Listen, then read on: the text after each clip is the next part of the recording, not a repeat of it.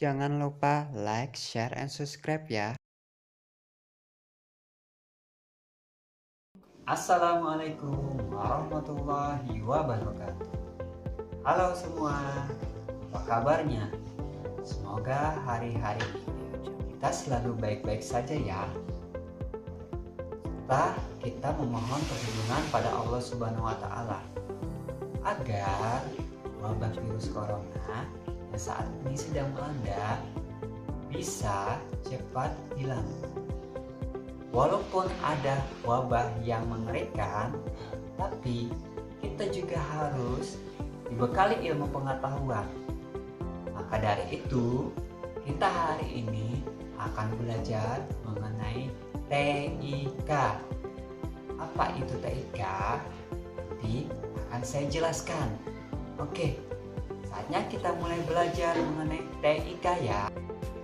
Oke teman-teman, bahan yang akan kita pelajari pada hari ini adalah seperti ini dan seperti ini dan seperti ini. Oke, kalau kalian sudah tidak sabar, mari kita mulai belajarnya ya. Tetap semangat, tetap riang. Oke, kita mulai saja ya untuk mengenal apa saja alat-alat yang biasa digunakan untuk berkomunikasi maupun yang digunakan sehari-hari, dari mulai teknologi dan sampai informasi yang kita dapatkan sehari-hari. Inilah alat-alat yang biasa kita gunakan sehari-hari untuk berkomunikasi melalui teknologi. Sebelum kita mengetahui fungsi dari alat dan media tersebut, ada baiknya kita mengetahui dulu dan mendengarkan apa itu definisi dan pengertian dari TIK. Mari kita simak terlebih dahulu. Teknologi Informasi dan Komunikasi atau TIK atau dalam bahasa Inggris dikenal dengan istilah Information and Communication atau ICT adalah payung besar terminologi yang mencakup seluruh peralatan teknis untuk memproses dan menyampaikan informasi. TIK mencakup dua aspek, yaitu teknologi informasi dan teknologi komunikasi. Teknologi informasi meliputi segala hal yang berkaitan dengan proses, penggunaan sebagai alat bantu, manipulasi, dan pengelolaan informasi. Sedangkan teknologi komunikasi adalah segala sesuatu yang berkaitan dengan penggunaan alat bantu untuk memproses dan mentransfer data dari perangkat yang satu ke perangkat yang lain. Oleh karena itu, teknologi informasi dan teknologi komunikasi adalah dua buah konsep yang tidak terpisahkan. Jadi teknologi informasi dan komunikasi mengandung pengertian yang luas, yaitu segala kegiatan yang terkait dengan pemrosesan, manipulasi, pengelolaan, pemindahan, informasi antar media. Istilah TIK muncul setelah adanya perpaduan antara teknologi komputer, baik perangkat keras maupun perangkat lunak, dengan teknologi komunikasi pada abad pertengahan ke-20. Perpaduan kedua teknologi tersebut berkembang pesat, melampaui bidang teknologi lainnya. Hingga awal abad ke-21, TIK masih terus mengalami berbagai perubahan dan belum terlihat titik jenuhnya. Nah sobat, sekarang kita menjadi tahu kan apa penjelasan dan definisi dari TIK. TIK merupakan gabungan dari teknologi, informasi, dan komunikasi. Bahwasanya itu biasa kita gunakan dan kita pakai pada kehidupan sehari-hari, dalam dunia kerja, kantor, sekolah, dan yang lain-lain. Untuk itu, biar kita tahu lebih lanjut mengenai pembelajaran TIK, ada baiknya kita bisa lanjut untuk ke materi berikutnya. Ada yang tahu materi berikutnya apa? Akan kita pelajari. Ya, betul sekali. Mengenai bidang-bidangnya. Kita coba urut satu-satu ya mengenai bidang-bidang. Tapi jangan lupa, di situ juga ada penjelasannya. Jadi mohon disimak baik-baik penjelasannya biar kita dapat menyerap dan memperoleh informasi secara akurat. Oke? Makanya sudah tidak sabar untuk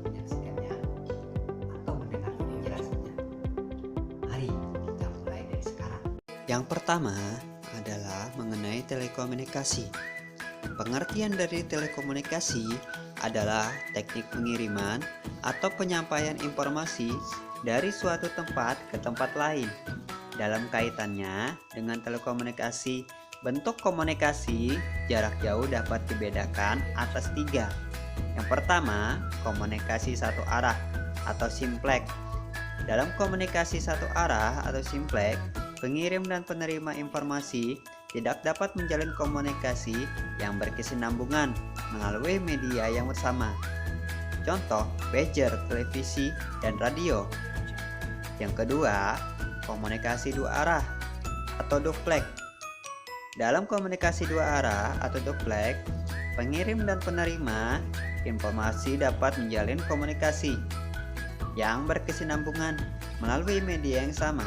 Contoh, telepon dan voice. Yang ketiga, komunikasi semi dua arah atau half duplex. Dalam komunikasi semi dua arah atau half duplex, pengirim dan penerima informasi berkomunikasi secara bergantian, namun tetap berkesinambungan. Contoh, walkie-talkie, fax, dan chatroom. Jaringan telekomunikasi adalah segenap perangkat telekomunikasi yang dapat menghubungkan pemakaiannya, umumnya manusia, dengan pemakai lain, sehingga kedua pemakai tersebut dapat saling bertukar informasi dengan cara bicara, menulis, menggambar, atau mengetik pada saat itu. Selanjutnya, jaringan telekomunikasi terdiri atas dari 3 bagian yang utama, yaitu yang pertama, perangkat transmisi. Perangkat transmisi bertugas menyampaikan informasi dari satu tempat ke tempat yang lain, baik dekat maupun jauh. Media transmisinya dapat berupa kabel, serat optik, maupun udara, tergantung jarak dari tempat-tempat yang dihubungkan, serta tergantung pada beberapa banyak tempat yang saling dihubungkan. Yang kedua, perangkat penyambungan atau switching. Perangkat penyambungan bertugas agar pemakai dapat menghubungi pemakai lainnya sesuai seperti yang diinginkannya. Perangkat penyambungan disebut masih menggunakan sistem manual bila diperlukan seorang operator yang bertugas menyambungkan pemakai dengan pemakai yang lainnya jika diinginkan. Yang ketiga, terminal.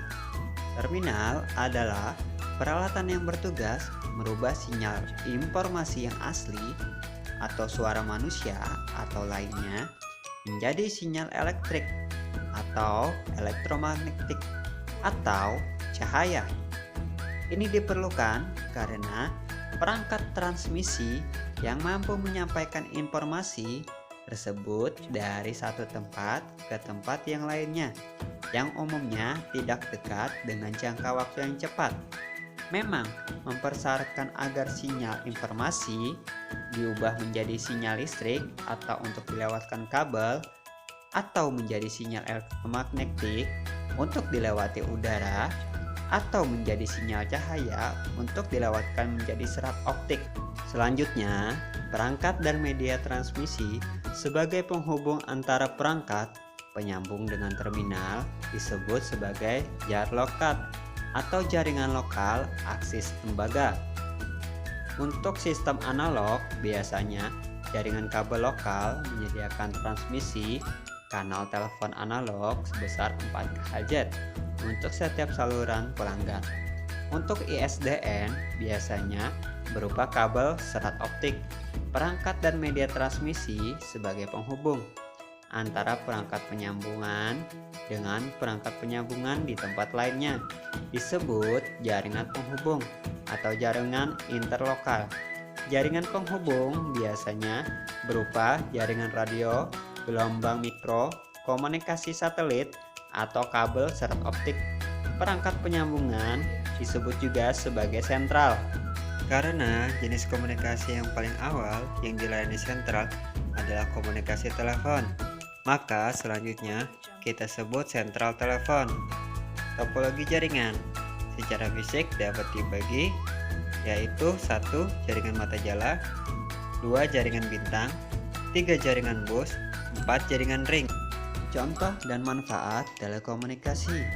Yang pertama adalah telepon. Telepon adalah alat telekomunikasi yang dapat mengirimkan pembicaraan melalui sinyal listrik. Yang kedua, radio. Radio adalah telekomunikasi yang digunakan untuk pengiriman sinyal dengan cara modulasi dan radiasi elektromagnetik atau gelombang elektromagnetik. Gelombang ini melintas dan merambat lewat udara dan bisa juga merambat lewat ruang angkasa yang hampa udara. Karena gelombang ini tidak memerlukan medium pengangkut seperti molekul udara. Yang ketiga, televisi. Televisi adalah sebuah alat penangkap siaran bergambar. Kata televisi berasal dari kata tele dan vision yang mempunyai arti masing-masing jauh atau tele dan tampak atau vision. Jadi, televisi berarti tampak atau dapat melihat dari jarak jauh. Yang keempat, jaringan komputer. Jaringan komputer adalah sebuah sistem yang terdiri atas komputer dan perangkat jaringan yang lainnya yang bekerja sama untuk mencapai suatu tujuan yang sama. Tujuan dari jaringan komputer adalah membagi sumber daya, contohnya berbagi pemakaian printer, CPU, memori, hard disk. Komunikasi, contohnya surat elektronik, instant messaging, chatting. Akses informasi, contohnya web browsing. Dari penjelasan di atas, maka dapat dilihat bahwa telekomunikasi memiliki banyak manfaat bagi manusia. Melalui telekomunikasi, seseorang dengan mudah menyampaikan atau menerima informasi tanpa harus bertatap muka langsung. Selain itu, manusia dengan mudah menyebarluaskan bahkan mempengaruhi orang lain melalui informasi yang disampaikan. Dampak lain dari telekomunikasi adalah seseorang dapat belajar melalui berbagai informasi yang telah disebarluaskan oleh orang lain, dan dengan demikian seseorang menjadi kaya akan ilmu, pengetahuan, dan berkembangnya sebuah pola pikir yang baru. Telekomunikasi juga dapat membentuk sebuah organisasi kecil ataupun yang besar, seperti organisasi yang ada di Indonesia, yaitu organisasi perlindungan ataupun organisasi pemerintahan. Lalu untuk bidang yang kedua yaitu elektronika atau elektronik. Pengertian elektronika adalah cabang sains yang berhubungan dengan studi aliran dan pengendalian elektron atau listrik, studi tentang perilaku dan efeknya pada vakum, gas, dan semikonduktor, serta lainnya yang menggunakan elektron tersebut. Pengendalian elektron ini dilakukan oleh perangkat elektronika dengan cara menghambat, membawa, memilih, mengarahkan, mengalihkan, menyimpan, memanipulasi, dan mengeksploitasi elektron. Istilah elektronika pada dasarnya berasal dari dua kata, yaitu elektron dan mekanika, atau dalam bahasa Inggris, elektronik, yang berasal dari dua kata, elektron dan mekanik, yang artinya adalah pergerakan aliran elektron. Elektronika juga dapat disimpulkan suatu cabang teknik atau fisika yang mengendalikan aliran elektron atau partikel yang bermuatan listrik pada komponen-komponen aktif seperti transistor, dioda, dan IC, serta komponen-komponen pasif elektronika seperti resistor, kapasitor, dan induktor. Setelah kita mengetahui pengertian elektronika berdasarkan definisinya, seterusnya adalah mengetahui fungsi-fungsi dasar yang dapat dilakukan oleh teknologi elektronika tersebut. Komponen-komponen atau perangkat elektronika pada dasarnya dapat melakukan fungsi-fungsi dasar seperti fungsi yang pertama yaitu rectification atau penyearah. Rectification atau penyearah adalah fungsi perangkat elektronika yang dapat mengkonversikan tegangan dan arus listrik atau AC secara bolak-balik menjadi tegangan dan arus listrik atau DC yang searah. Perangkat elektronika dapat mengkonversikan daya listrik AC ke daya listrik DC dengan efisiensi yang sangat tinggi. Perangkat-perangkat elektronika tersebut diantaranya seperti pencatu daya atau power supply, pengisi ulang baterai atau baterai charger, DC generator, explostrating, dan lain-lain. Yang kedua, amplification atau penguatan. Amplification atau penguatan adalah fungsi perangkat elektronika yang dapat memperkuat sinyal lemah menjadi sinyal yang lebih besar. Perangkat atau rangkaian elektronika yang melakukan fungsi penguatan atau amplification itu disebut dengan amplifier atau penguat.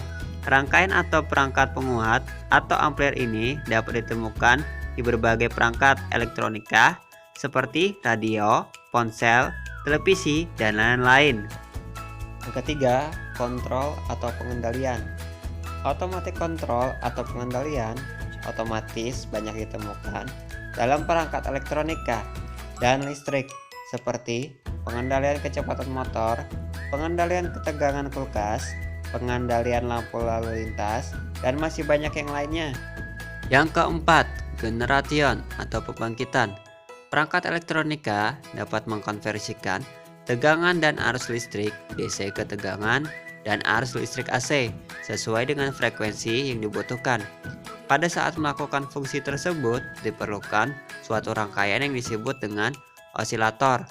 Osilator adalah suatu rangkaian elektronika yang menghasilkan sejumlah getaran atau sinyal listrik secara periodik dengan amplitudo yang konstan. Rangkaian osilator dapat ditemukan di rangkaian-rangkaian frekuensi radio, konverter, timer, dan counter. Yang kelima, conversion atau konversi. Salah satu hal yang menarik dalam elektronika adalah kemampuan beberapa jenis komponen elektronika yang dapat mengkonversikan dari satu bentuk energi ke bentuk energi lainnya. Komponen atau perangkat konversi tersebut biasanya disebut dengan transducer. Yang selanjutnya ialah mengenai teknologi informasi. Secara umum ialah suatu studi perancangan, implementasi, pengembangan, dukungan atau manajemen sistem informasi berbasis komputer, terutama pada aplikasi hardware atau perangkat keras dan software atau perangkat lunak. Secara sederhana, pengertian teknologi informasi adalah fasilitas-fasilitas yang terdiri dari perangkat keras dan perangkat lunak dalam mendukung dan meningkatkan kualitas informasi untuk setiap lapisan masyarakat secara cepat dan berkualitas. Tujuan teknologi informasi adalah untuk memecahkan suatu masalah, membuka kreativitas, meningkatkan efektivitas dan efisien dalam aktivitas manusia. Adapun fungsi dari teknologi informasi dibagi menjadi 6. Yang pertama, menangkap atau capture. Menangkap di sini dapat diartikan sebagai menginput, misalnya menerima inputan dari mic, keyboard, scanner, dan lain-lain. Yang kedua, mengolah atau processing. Mengolah atau memproses data masukan yang diterima untuk menjadi informasi. Pengolahan dan pemrosesan data dapat berupa mengkonversi, menganalisis, dan menghitung atau kalkulasi. Yang ketiga, menghasilkan atau generating. Menghasilkan atau mengorganisasikan informasi dalam bentuk yang berguna atau laporan yang dapat dimengerti oleh orang lain, misalnya seperti laporan, tabel, grafik, dan gambar. Keempat, menyimpan atau store. Merekam atau menyimpan data dan informasi dalam suatu media yang dapat digunakan untuk keperluan lain. Contohnya adalah menyimpan ke hard disk, flash disk, tab, dan lain-lain. Yang kelima, mencari kembali atau retrieval, menelusuri dan mendapatkan kembali informasi atau menyalin data dan informasi yang sudah tersimpan. Misalnya mencari data penjualan yang sudah disimpan sebelumnya. Yang keenam, mentransmisi atau transmission, mengirim data dan informasi dari satu lokasi ke lokasi yang lain melalui jaringan komputer, misalkan dengan mengirimkan data penjualan dari user A ke user yang lainnya.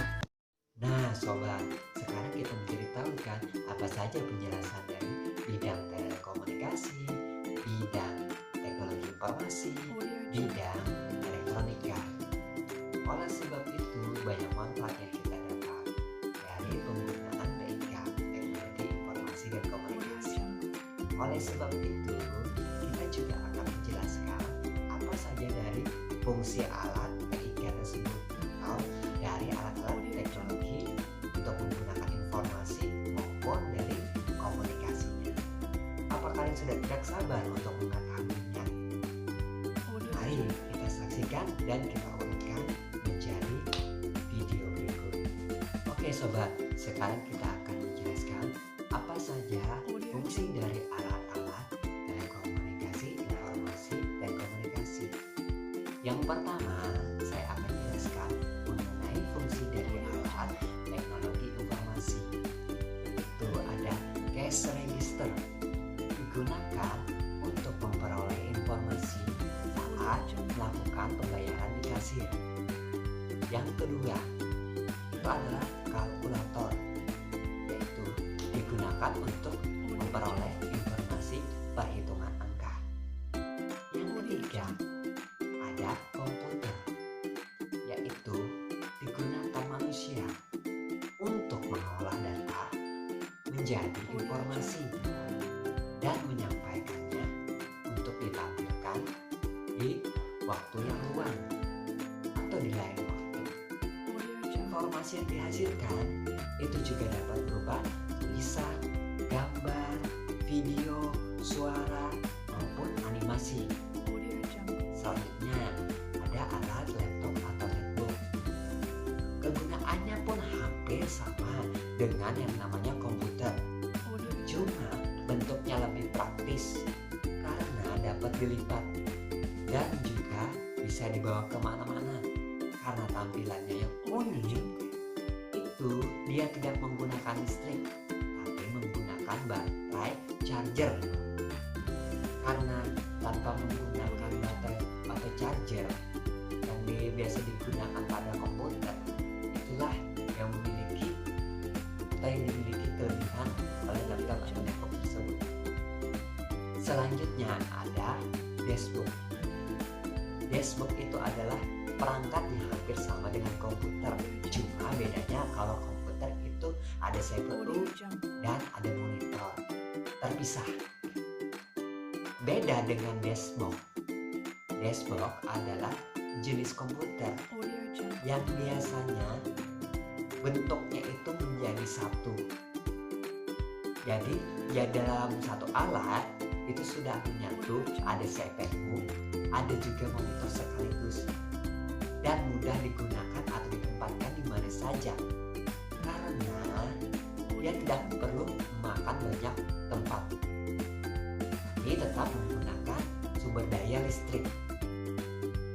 Selanjutnya ada pesawat digital atau yang namanya PDA.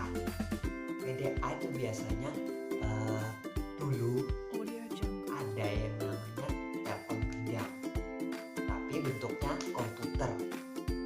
Nah, PDA ini adalah sebuah alat yang biasa digunakan atau berbentuk komputer kecil dan bisa dibawa kemana-mana karena kita bisa mengakses internet, baik itu tulisan ataupun pekerjaan kita melalui satu alat. Makanya disebut dengan PDA atau Personal Digital Assistant, yang dimana PDA ini itu adalah mengenai komputer kecil yang bisa muat di dalam saku. Dan ada pula jenisnya, yaitu adalah PDA phone. Itu bisa melakukan panggilan telepon, bentuknya seperti telepon. Selanjutnya ada yang namanya kamus digital. Kamus digital itu digunakan untuk menerjemahkan antar bahasa. Biasanya kalau kita menggunakannya untuk menerjemahkan ke bahasa Inggris atau bahasa yang lainnya. Selanjutnya ada yang namanya MP4 player. Biasanya digunakan untuk menyimpan data serta bisa juga untuk menyimpan lagu atau memutar video dan mendengarkan radio. Itulah kegunaan dari MP4 player. Selanjutnya ada yang namanya kamera digital. Kamera digital biasanya digunakan untuk menyimpan gambar atau video. Karena metode yang digunakan kamera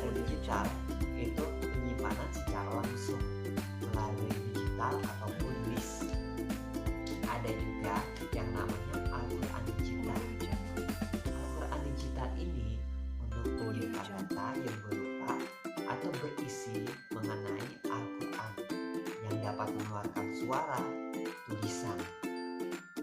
Selanjutnya ada flash disk. Flash disk yaitu adalah tempat penyimpanan data yang berbentuk unik atau berbentuk apa saja yang biasanya kita ketahui, mulai dari yang kecil sampai yang besar. Tapi bentuk yang kecil atau besar ini bukan bentuk dari ukurannya, tapi bentuk dari penyimpanannya. Makanya dari situ kita bisa lihat flash disk ini bisa digunakan oleh siapa saja dan bisa taruh di mana saja. Karena bentuknya walaupun bentuknya kecil, dia biasanya bisa menyimpan banyak file-file video, suara, ataupun yang namanya gambar atau tulisan. Karena bentuk media tersebut yang bisa menyimpan banyak data, makanya tersebut flash disk ini universal sifatnya.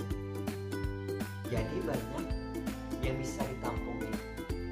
Selanjutnya ada media player. Tentu kita tahu sekarang banyak kita mendengarkan suara atau lagu. Dulu ada yang namanya MP3 player. MP3 player ini adalah alat yang digunakan untuk menyimpan data, sekaligus juga dapat digunakan untuk mendengarkan musik dan mendengarkan radio. Selanjutnya ada yang namanya televisi. Televisi ini adalah sebuah alat atau peralatan teknologi yang biasanya digunakan untuk menyampaikan informasi dalam bentuk gambar yang bergerak, tapi bisa juga melalui video secara langsung. Selanjutnya ada yang namanya radio. Radio juga adalah alat elektronik yang biasa digunakan untuk menyampaikan informasi secara langsung, tapi yang berupa atau berisi suara melalui stasiun pemancar. Dia mengirimkan sinyal atau gelombang sinyal yang ada saluran radionya. Makanya dia melakukannya atau menyebarkannya melalui frekuensi yang sudah ditentukan. Untuk yang selanjutnya itu ada yang namanya koran. Koran adalah bentuk media cetak yang memiliki atau menyampaikan sebuah informasi yang berhubungan dengan kejadian sekitar ataupun yang lainnya. Bentuknya pun berupa tulisan maupun gambar yang biasanya diterbitkan setiap hari. Nah, selanjutnya juga ada yang namanya majalah. Majalah juga berupa informasi yang biasanya terbit seminggu sekali maupun sebulan sekali. Tapi jenisnya memang hampir sama dengan koran, media cetak juga. Tapi dia biasanya lebih ke informasi mengenai lifestyle. Sementara untuk koran lebih universal, lebih ke berita kebanyakannya. Nah sobat, setelah kita mengetahui fungsi dari alat yang namanya teknologi informasi, sekarang kita juga akan menjelaskan mengenai fungsi dari alat teknologi komunikasi. Oke, yang pertama itu adalah namanya telepon. Telepon itu biasanya digunakan untuk berkomunikasi antar dua orang yang saling berjauhan dengan menggunakan suara. Telepon juga banyak macamnya. Ada yang namanya fixed phone, ada yang namanya fixed phone seluler, ada juga yang namanya dulu sekarang tuh ada yang namanya phone seluler atau biasanya kita kenal dengan handphone.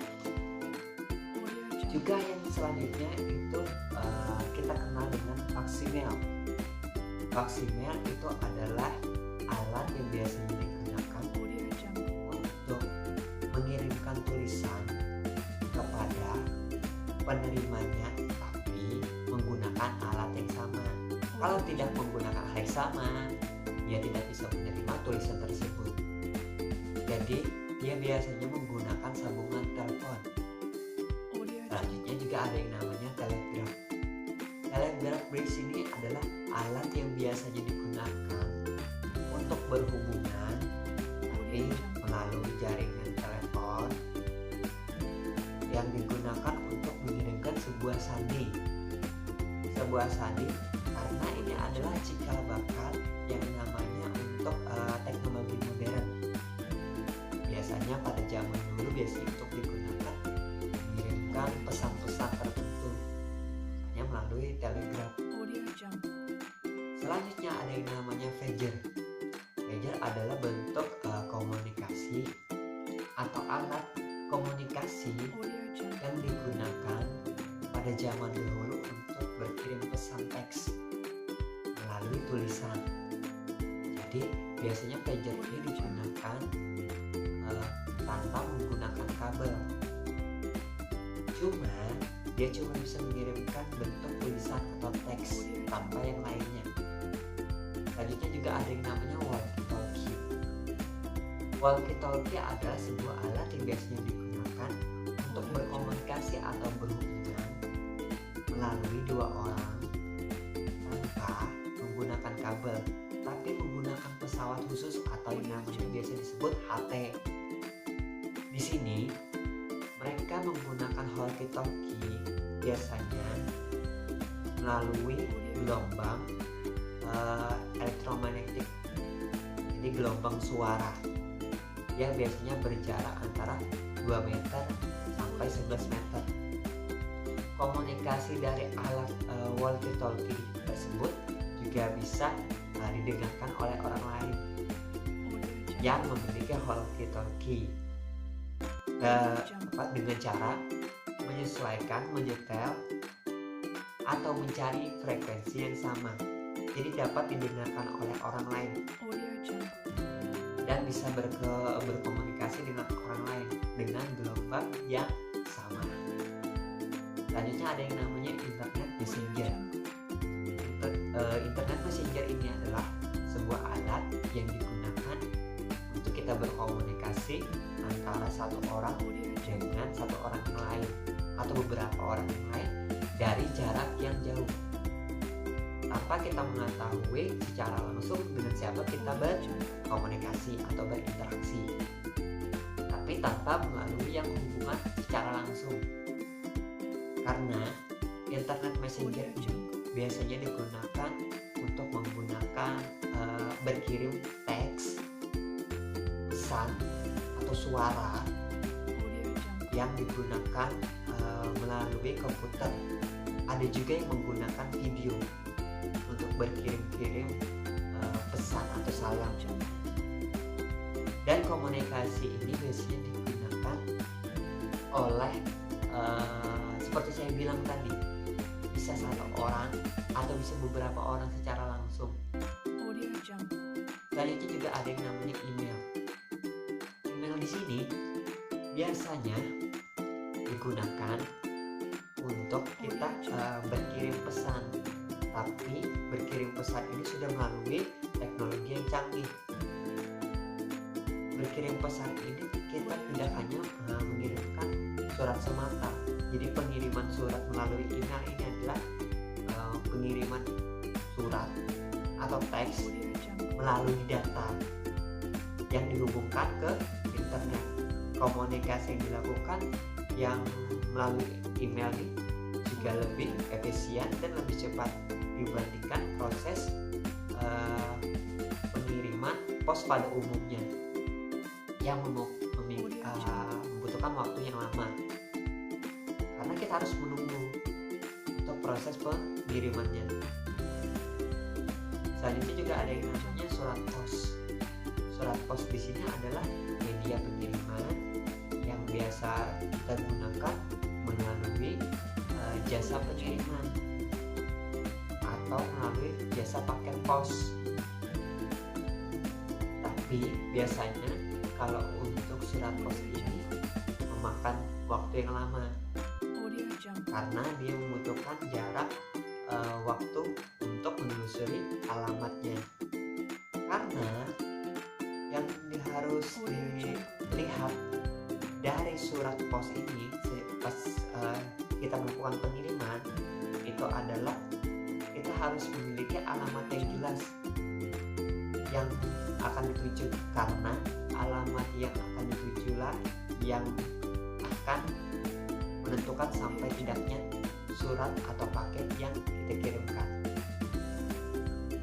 Oke, baik, sampai situ dulu penjelasan dari informasi dan penjelasan dari fungsi teknologi komunikasi. Nah sobat, sekarang kita menjadi tahu kan apa saja pembelajaran yang biasa kita ambil dari pembelajaran teknologi informasi dan komunikasi, baik dari mengetahui apa saja alat dan fungsi dari teknologi informasi dan komunikasi, serta dari penjelasan bidang telekomunikasi serta manfaatnya, dan teknologi komunikasi melalui informasi, dan juga mengetahui penjelasan dari bidang elektronika.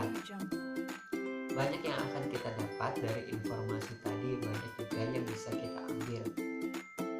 Nah, untuk sobat, tetap belajar, tetap semangat ya, karena kita bisa belajar di mana saja. Walaupun informasi yang kita dapat itu cukup sedikit, tapi itu akan menjadi bukit kalau lama-lama kita tetap terapkan dan kita ajarkan. Sama, kita terus menggali informasi yang kita dapat. Oke, mungkin sampai di sini saja penjelasannya kan. Jadi kalau kalian ingin terus mengetahui penjelasan apa saja mengenai teknologi informasi dan komunikasi, mohon jangan lupa like, share, dan subscribe ya, dan terus saksikan penjelasan dan pembelajaran dari saya. Sampai jumpa.